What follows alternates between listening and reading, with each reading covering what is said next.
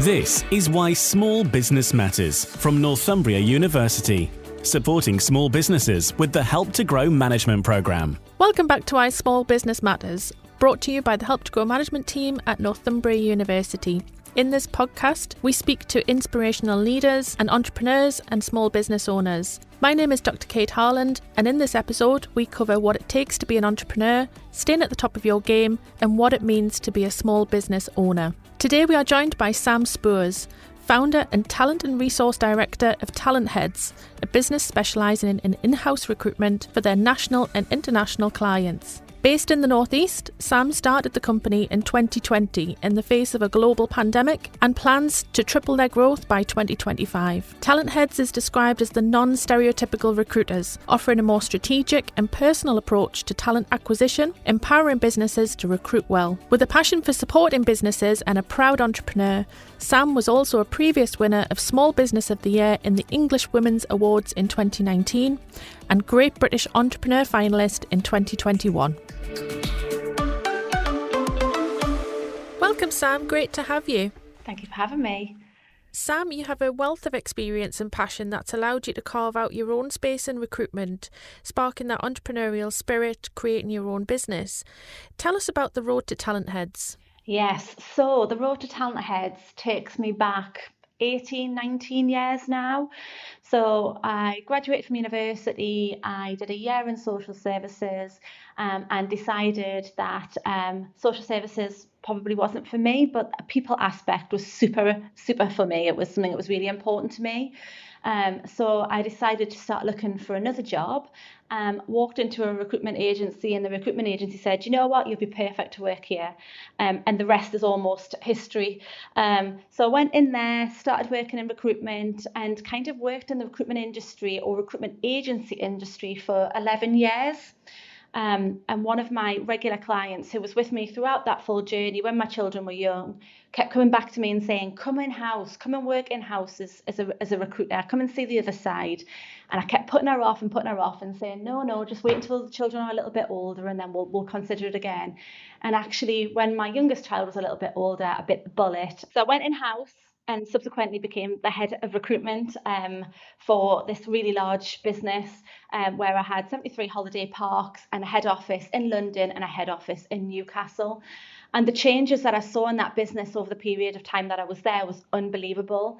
And I grew my recruitment team to a team of 12, and we were responsible for absolutely everything. So everything from future talent programs like apprenticeships and graduates, all the way through to board level appointments, and all across the UK we were recruiting. And I always knew that I had a bit of an entrepreneur side to me. Anything that I've owned previously, I've always wholeheartedly owned and wanted it to be mine. So even though I was the head of recruitment for a business, I really felt as if that recruitment team and that responsibility and accountability for delivering what we said we were going to do was absolutely mine. And I was on the road a lot. I was up and down that A1 more than I can tell you.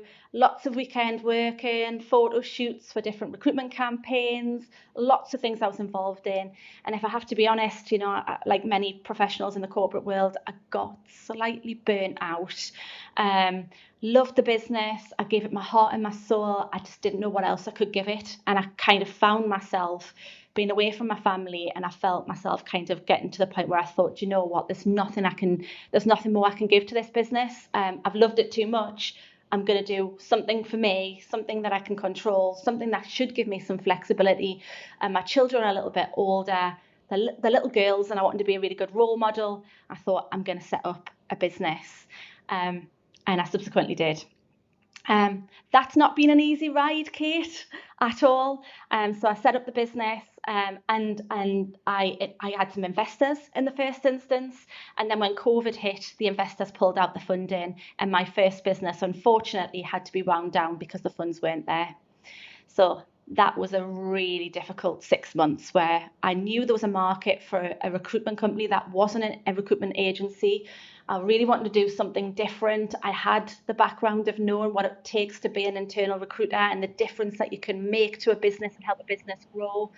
And I thought, after 6 months, I'm going to set it up myself. I'm going to do it. And I bit the bullet. I got a startup loan. I set up Talentheads. and we're now nearly 3 years into our journey. So just a couple of follow-up questions on that, Sam.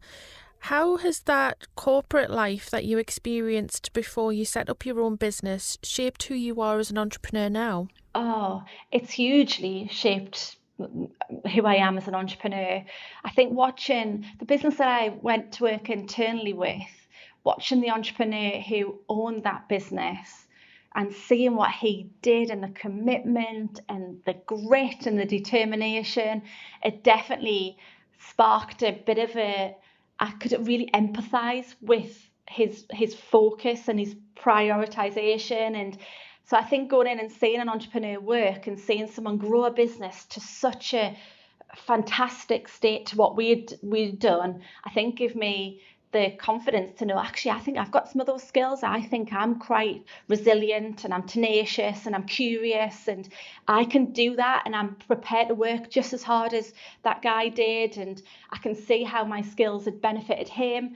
And I think kind of having the corporate world experience and understanding really, what does someone outside of a corporate world need from a service that I can provide? It gave me that really good opportunity to say, actually, do you know what? I've been on the other side. I can absolutely see where the gap is here, and I can see what the business that I create, the impact that could have on a business such as the business I was leaving. So I think it gave me confidence, and it gave me a really good basis to create the business on the back of that. So my follow-up question to that, Sam, obviously you had a change from your first business to your second business where, your name is above the door. What challenges and what experiences did you feed into Talentheads? Gosh, yeah, my goodness. I've got to tell you, it was probably one of the hardest things I've ever been through. I think when your name's above the door, even though the investors financially had the say almost, the business model was mine. I created the branding, the team followed me, so they joined that business seeing what my vision was and what I was trying to achieve, and kind of having to see that, because I had no control when the times got tough. Making people redundant and them going in back at the time because of COVID, obviously I had to send my people back into their homes, not knowing when another opportunity was going to come up for them. And I felt responsible for that. And we were all going to go back and homeschool our children, and people didn't have any money to put food on their tables. And I felt absolutely awful. I mean, I was waking up at 2 o'clock, 3 o'clock in the morning and sitting on the stairs and just worrying about, how can I take responsibility and what can I do differently to, impact these people's lives instantly to get them back on track so then I could look after myself secondary. So I learned a lot. I learned that actually just because I wanted to be an entrepreneur, probably jumping into a situation with a group of investors was probably not the smartest thing to do.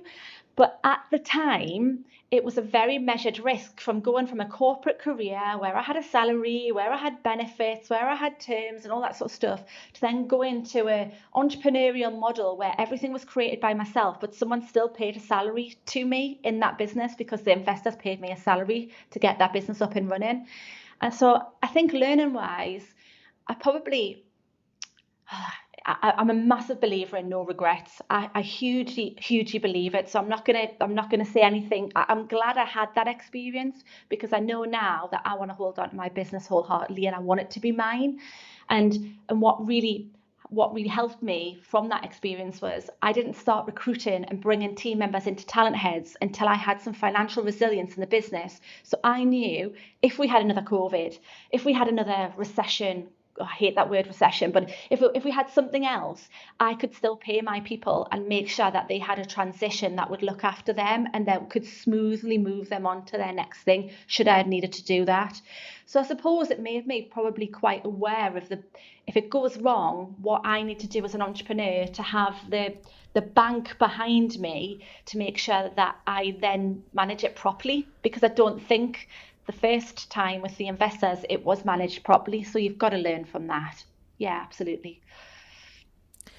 And I think you do have to take those learnings, even, some of the bad, and balance that with the good, because I think sometimes there is a challenge of being an entrepreneur and being in charge and the one responsible, and you have to kind of recognise those downsides. And one thing you have mentioned, Sam, was that burnout, which is so common. and that want and that drive to have it all while doing it all. What made you want to change, and how did you deal with that? Yeah, I think from a burnout perspective, and I think it's you can be a lot more responsible when you're setting your own perimeters around what you will and what you can't do, and how you look after your people based on the experiences that you've had. So for me, it was very much all of the things that I've learned to date. My business is not going to give anyone a sleepless night. I've done too many sleepless nights. I've done too many worrying about things I can't control, procrastinating, thinking about things like and no one else caring about it. I just cared about it.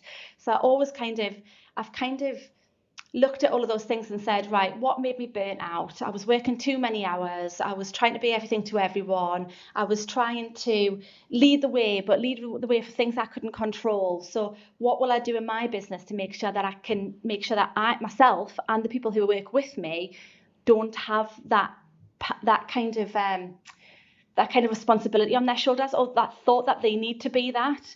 So I'm a real big believer in being your authentic self. I read the books on it. I'm a real big believer in reading books. I'm really into learning. Talentheads is very much into learning around what do we need to know so that we can grow this business in the way that we want to. And that whole kind of being an authentic leader, being vulnerable, being aware, watching each other, making sure you can see the signs. We've got a mental health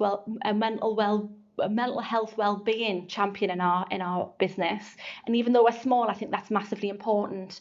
I pay all my team members a well-being allowance every month so that they can do something that keeps them happy and present and in the moment, and a good. For example, one of the ladies that I give the wellbeing allowance to in my team, she uses it to take her children to the cinema every month. So she doesn't use it on fresh fruit, she doesn't use it on our shopping, she doesn't use it on a gym membership. But what makes her feel good is that she gets to take her children to the cinema, and that puts a smile on her face. So I suppose it's all of those little things around. Yeah, where was I? What was the bad time? What was the dark cloud? How did it feel? And try to take responsibility as an entrepreneur to make sure that other people don't feel like that again, and I don't feel like that again.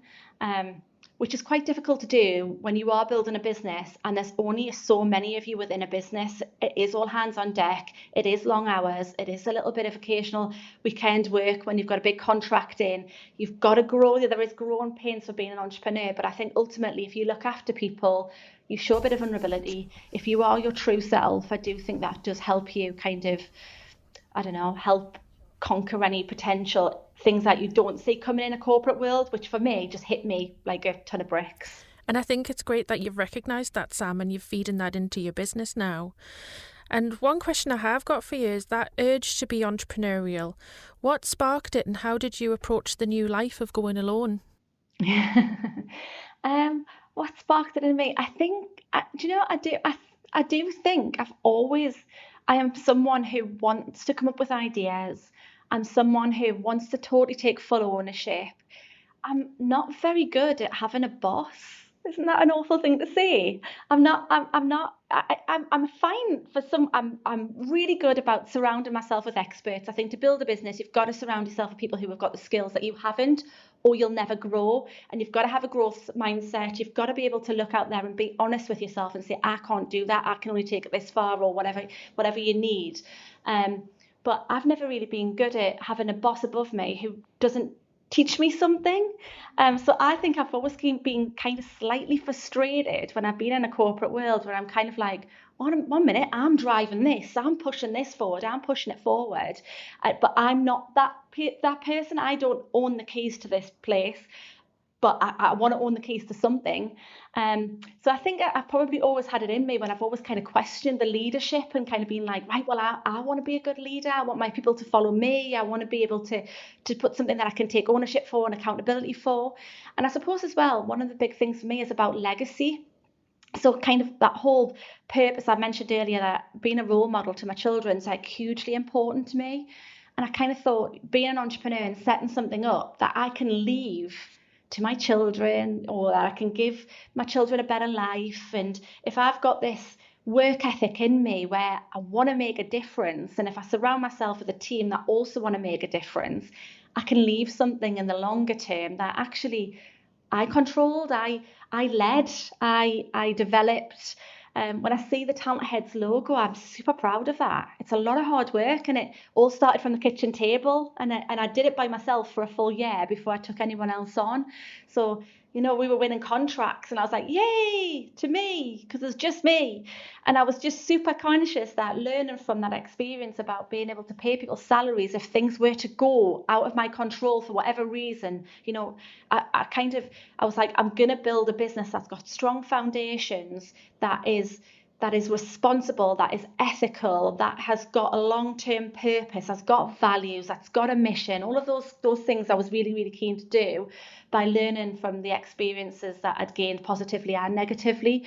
So I think, and I suppose as well, when I got to a stage in my life and my children were a little bit older, I could kind of then go, actually, I don't want to be a slave to the salary anymore.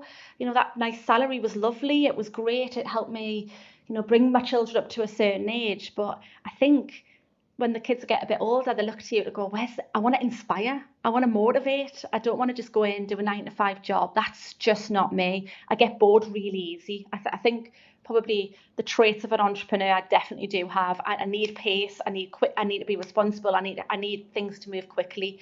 And a 9-to-5 job just probably wouldn't scratch that itch for me. So yeah, I think it was a mixture of timing, a mixture of where I was in my corporate career, the experience that I got. I mean, goodness me, the experience that I'd got from that working in-house. In the years that I did, we did financial mergers, acquisitions, we did buyouts, we did sales, we did scaling up.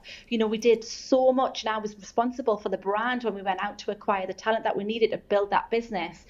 I think all of those skill sets really give me the confidence to be able to say, this is something completely different to what anyone else offers. So a mixture of loads of different things, Kate, but I definitely believe that I'm supposed to do this. I do believe that. And I guess there's a lot of weight of responsibility as being the business owner, because, being an entrepreneur and an owner of a business, it isn't your typical 9-to-5 that you would have experienced in your corporate life. So having that weight of responsibility, how do you manage that on a day-to-day basis?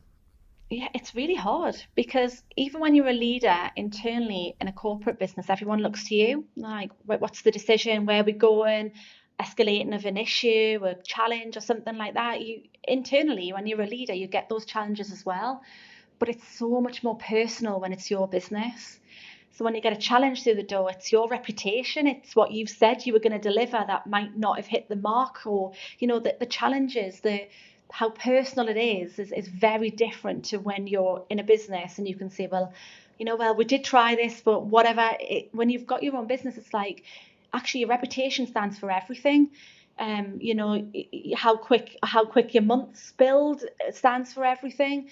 And I think when some people say, set up your own business because you can have a bit more flexibility, you can have a bit more balance, you can pay yourself a salary that you dictate. It's not like that at all. It's not. It's hard work. It's a lot of sweat, a lot of tears, a lot of sitting up at night with loads of ideas. It's one of the things that I find the most difficult about having a business is I come up with so many ideas that I can't get the ideas done as quickly as I would like to, and my head is so full. So I've got to concentrate when I go home and I'm sitting in front of the children and the kids are talking to me about what's happened in the day. I've got to switch off this entrepreneur's brain that's going, oh, what about that? Oh, now I've had a bit more time to think about that situation. Maybe we can do that. Your brain is just so consumed with something that is so personal to you because you really, really want to make a difference with your business that it's really hard sometimes to detach yourself from your personal life and your professional life. Whereas when you work in a corporate business, you kind of can shut that door, you get in your car, you drive home and you commute home, you get in the house and you've done your job. It's not that simple. I know it's not that simple, hence the reason why I got to the end of my corporate career, because I gave them absolutely everything. But it's a different level of detail in the emotion that's associated when you've got your own business. You can't stop thinking about it. It's you. It's part of me. Definitely. And you have a lot of responsibility. You're responsible for a team and their well-being. And I suppose part of that is trying to look after yourself and making sure you're looking after your own well-being. How do you manage that?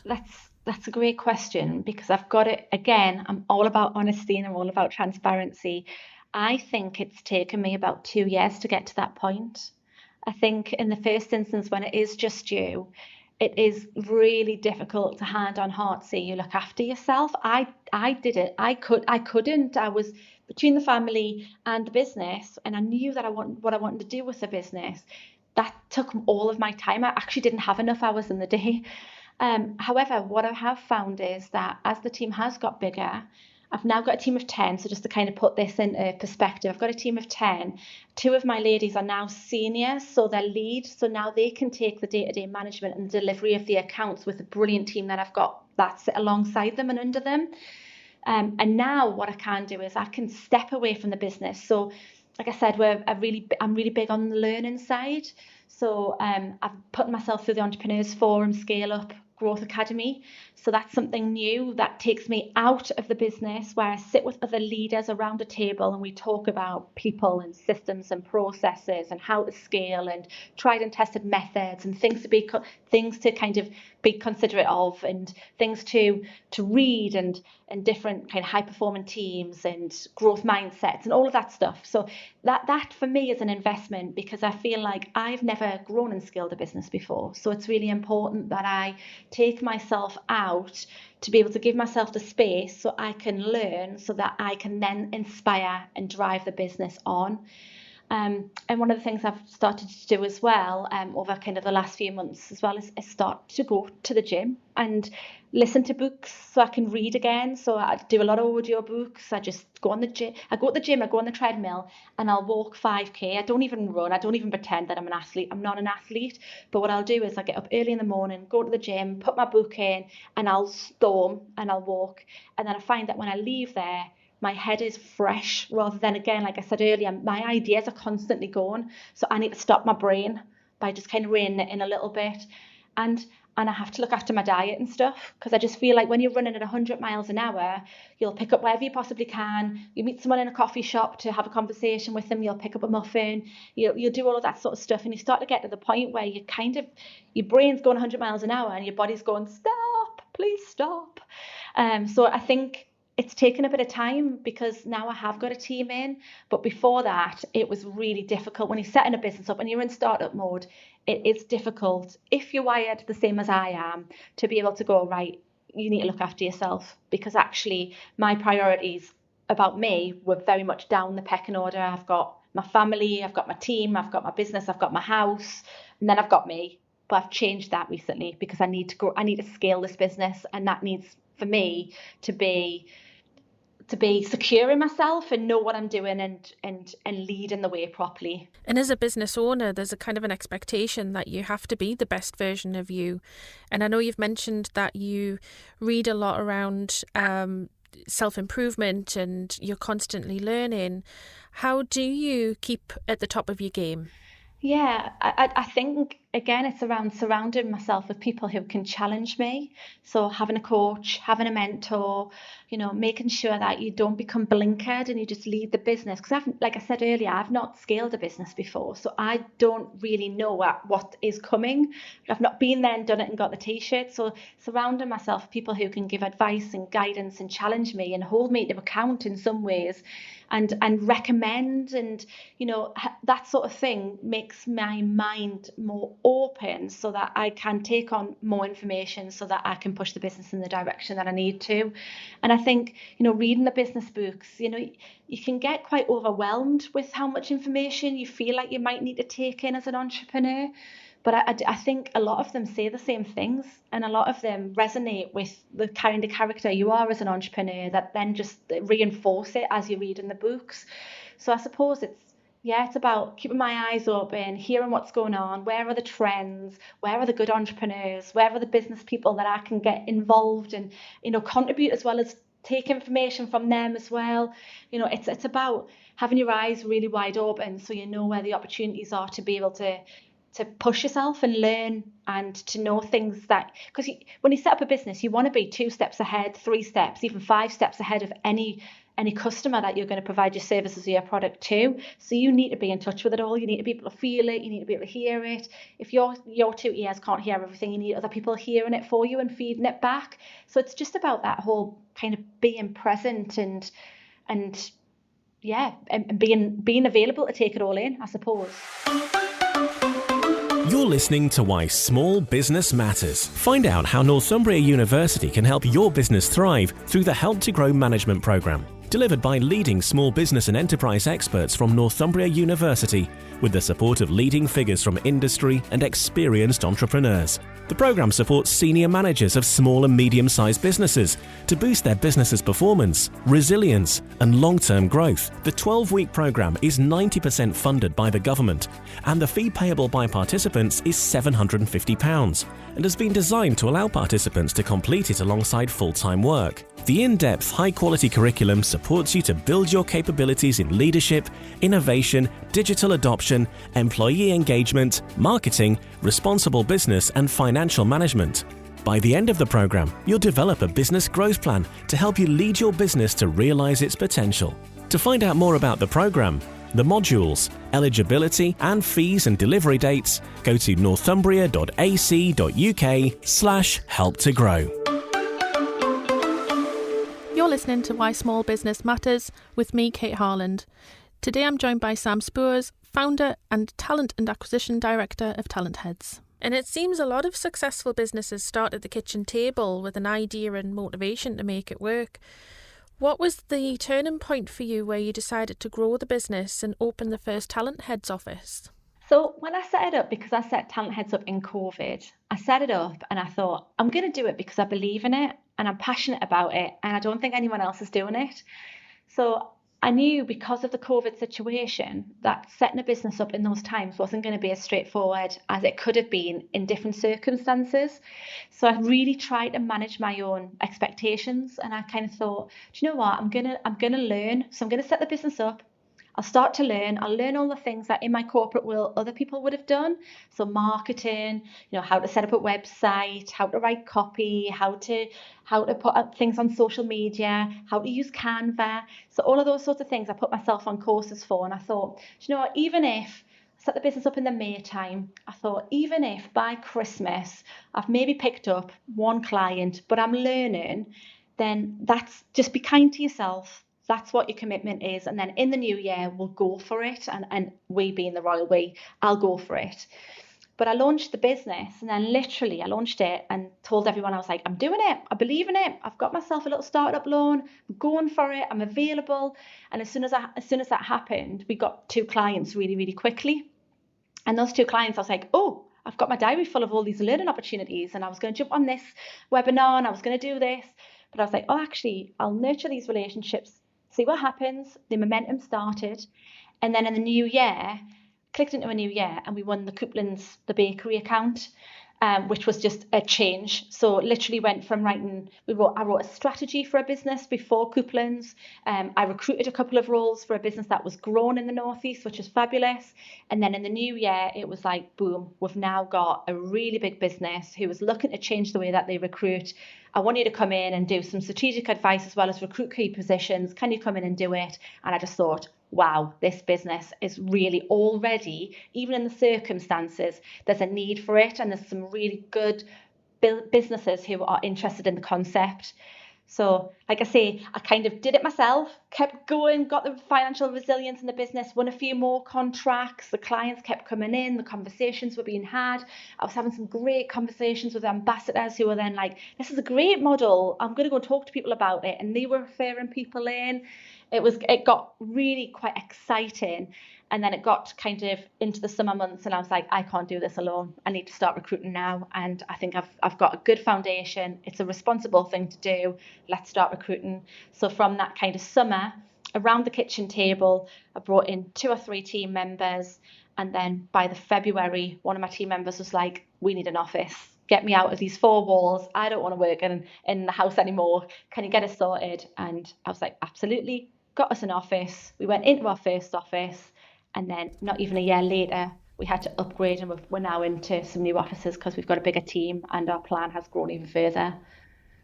Yeah, and you've got some really ambitious growth plans. So tell us how you have scaled up since then. Yeah, so since we set the business up, so kind of if we kind of think about going into our first office, we were probably about a year and a half old. And then obviously going into our new business, the turn of this year, which just takes us to 2.5 year old. We kind of knew that we wanted to have a strategy. I was really we talked about strategy a lot when I first set the business up, but I didn't really know until I'd spoken to people who had set businesses up, been in the right forums, learned some things about building a business that then gave me the confidence and the ability to start writing a strategic plan. So before Christmas this year, I wrote a 5-year plan based on the fact that we'd had 2 solid years of running the business. We had a solid team in. I was recruiting great people. The clients that we had in were retained clients, and it was all going really, really well. So we set up a 5-year plan before Christmas. And the plan is for the next 5 years for Talentheads to triple. So in regards to turnover.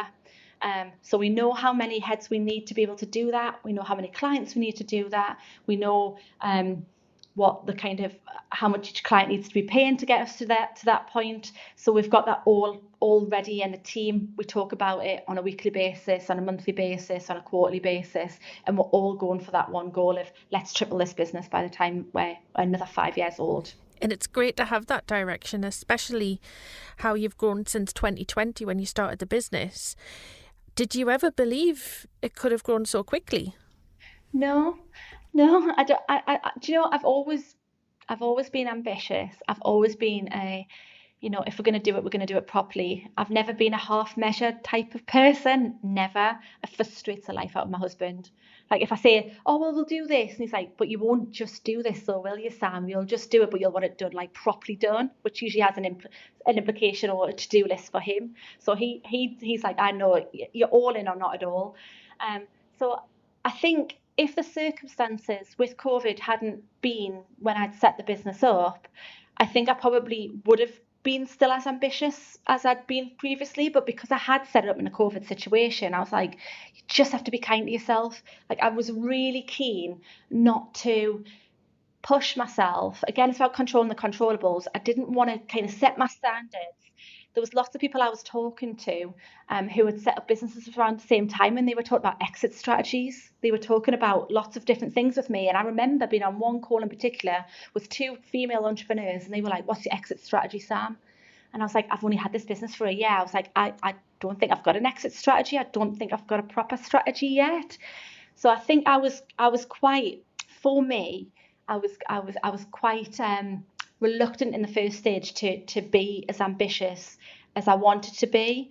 And I think then when things started to move again, I think then getting the clients in bit by bit, and the referrals and the recommendations and the organic growth, then I was kind of like, that's probably why I was with the whole strategy thing of, actually, do you know what? Yes, we can do this. All the other stuff's been left behind. All the baggage of the investors' relationship when that went to pot, that's all been gone. We're pushing forward, and the ambition has probably come back now, knowing that I've kind of learned that the perimeters around you don't need to hold you back. You can still move forward, even though there's going to be lots of different challenges trying to hit a business at the same time. Yeah, and I guess it's about navigating those changes as well. And there's no doubt that the world of work is changing, particularly post-COVID, how people work, where they work, and the co-working relationships that they have. What changes have you noticed, and how have you managed that change?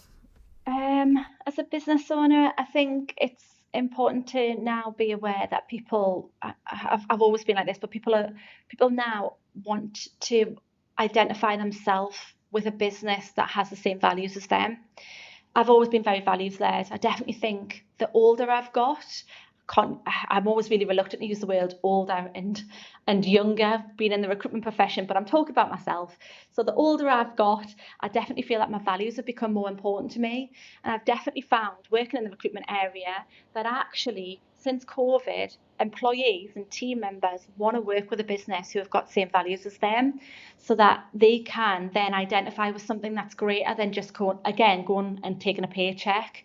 So I think as an employer, as a business owner, you've got to be really aware of that. So it's all well and good me having my set of values, but actually what are the values that I'm going to get this group of people together and want to triple the size of the business in 5 years. What is it that we stand for? What is our purpose? What's the reason why you're going to come to work and leave your family or your elderly parents that you've had an opportunity to look after in the COVID situation? Why would you then want to come and work for my business? So what is the pull? So I think it's, for all of us business owners since COVID, it's all been about, right, we need to look at individuals now, not collectives. We need to talk about values. We need to talk about things that are going to motivate them. We need to keep our fingers on the pulse and our ears open around what is going to inspire and motivate individuals, which was very different to what it was before COVID, 100%. Yeah, and there's a lot of challenges that came out of COVID. And I suppose that feeling of resilience would have been built up in you with everything that you've had to deal with. So how have you used that resilience within your business going forward? Do you know, I think it's a real tough one, because I think when you're in your own head as an entrepreneur, you look at yourself very differently to how other people see you. So I used to think that I wasn't very risky. I used to think I didn't like taking risks, and I would openly say that. And then people would be like, you're a business owner. You set up a business in COVID. Of course you take risks. And I'm kind of like, oh, yeah. So what's in your head is very different to what actually people do look at you and go, oh my God, I wouldn't take that risk. That's a huge risk. And I suppose it's the same with resilience. So I look in the mirror every morning when I'm doing my hair, and I'm kind of like, right, come on, today is the day. What have we got to do? What's the priority? I'm going to walk into that office. I'm going to be like, yes, come on, let's do it. But actually my head's going, oh, what do you think? What's happening? What about this? And all of these little demons. There's like a chimp. There's one book that talks about a chimp on your shoulder. They're all kind of going, but what about that? What happens if you get a bit of negative feedback? What happens if imposter syndrome comes in and you start questioning yourself?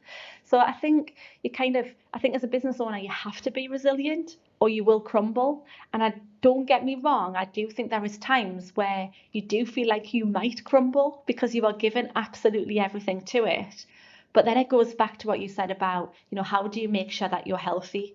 So, trying to step away by going to the gym or reading business books or putting yourself on a course or doing something like that, then disassociates you a little bit with all the little annoying things that you want to control that are really important to you, but actually aren't really important in the big scheme, the grand scheme. It helps with your resilience that way. It's about trying to almost...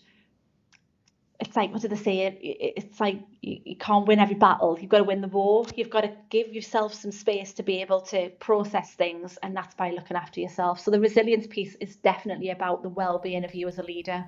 Yeah, that's a great point, Sam. One thing I do want to ask you is that, as a leader, you're responsible for a team of people, and they'll look at you for motivation and inspiration in their work.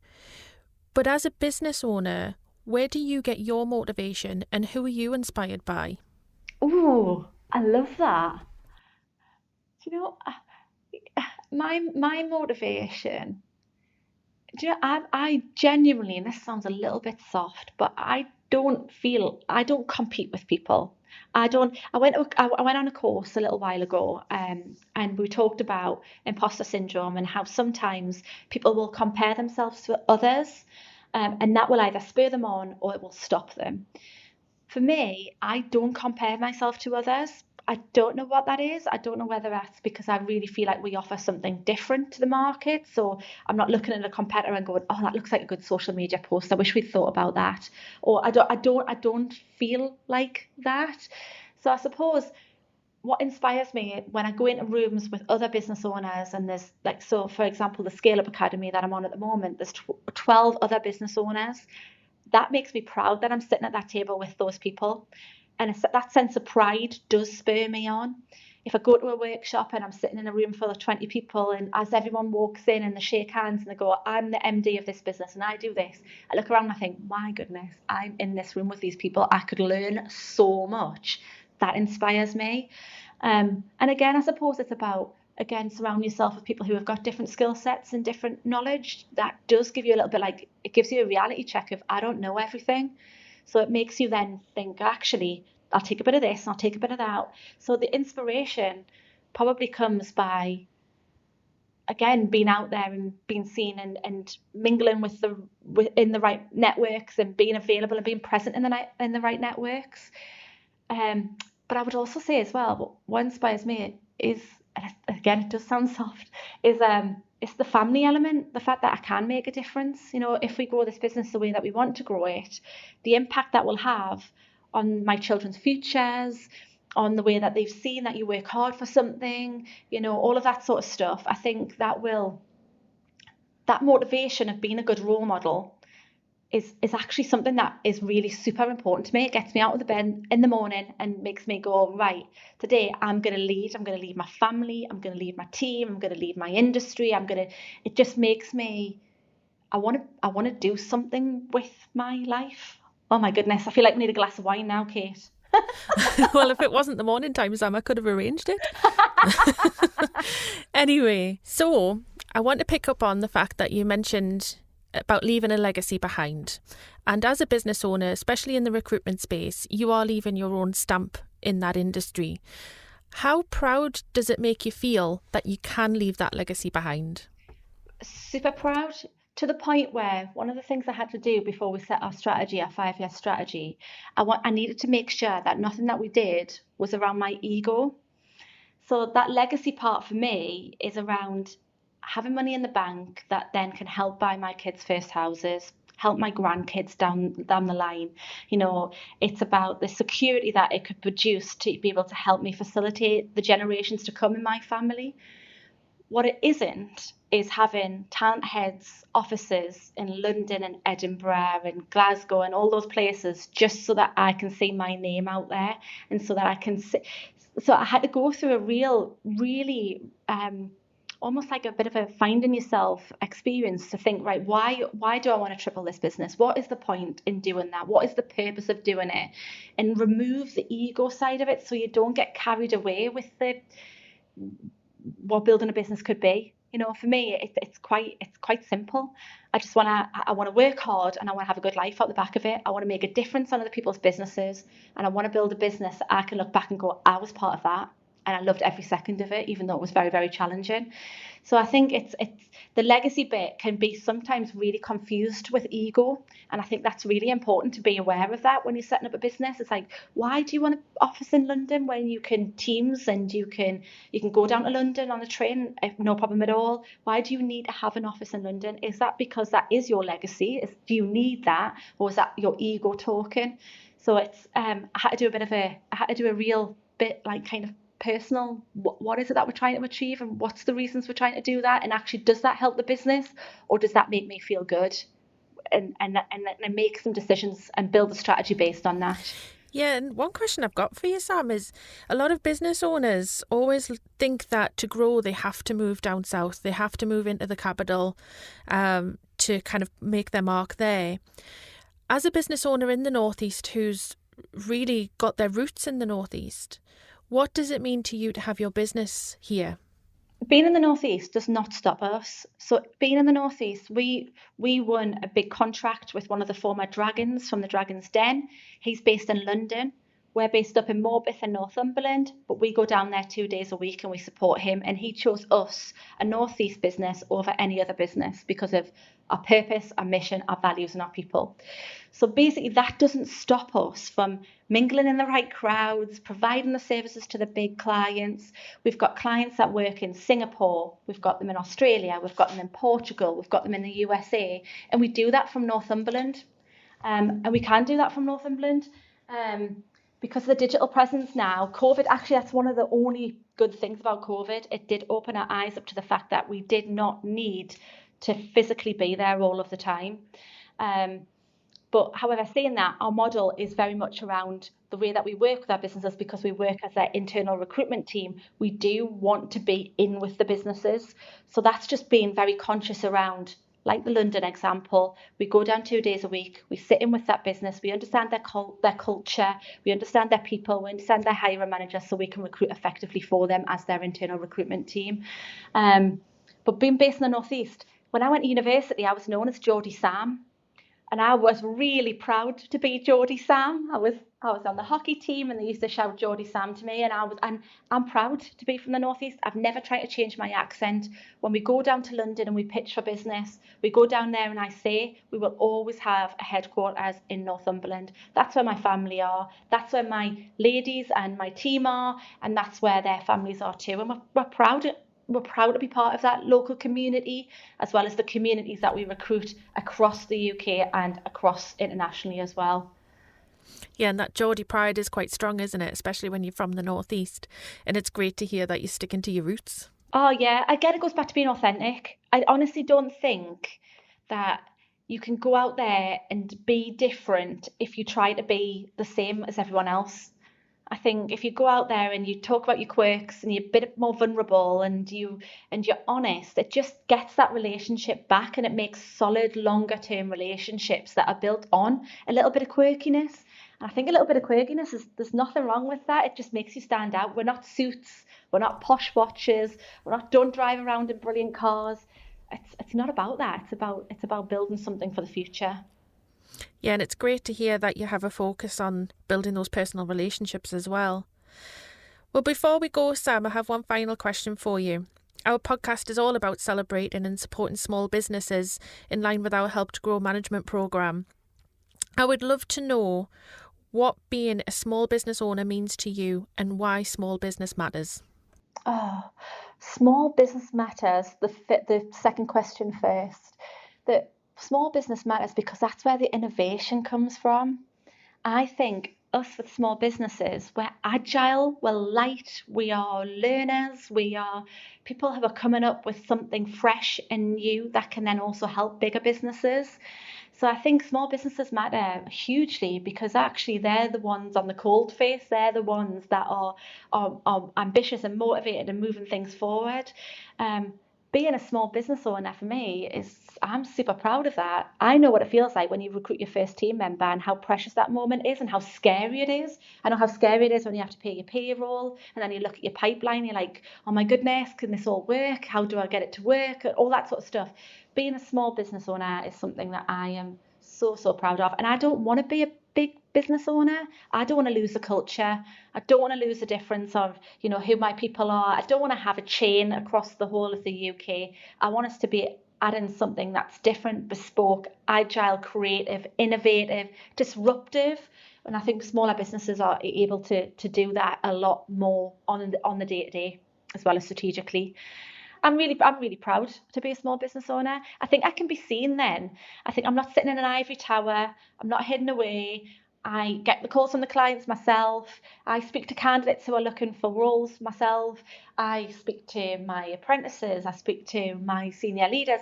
For me, there's no ivory tower. There's no hiding away. This is true. It's from the heart, and we're all working together to be able to make sure this business works. Yeah, and it's nice that you have that small business culture in the vision of your business.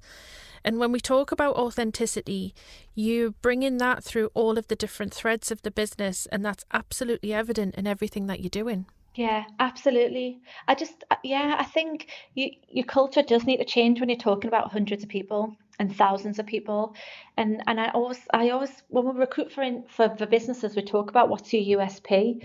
And I think for me, what people are looking for is to not be a cog in a big wheel. They want to make a difference. They've had an opportunity through COVID where, one of them might have lost their job in a usual kind of nuclear family. One might have lost a job. One might have been put on furlough. And people have really started to think, actually, what am I doing? Why am I on this hamster wheel of just taking this paycheck every single month?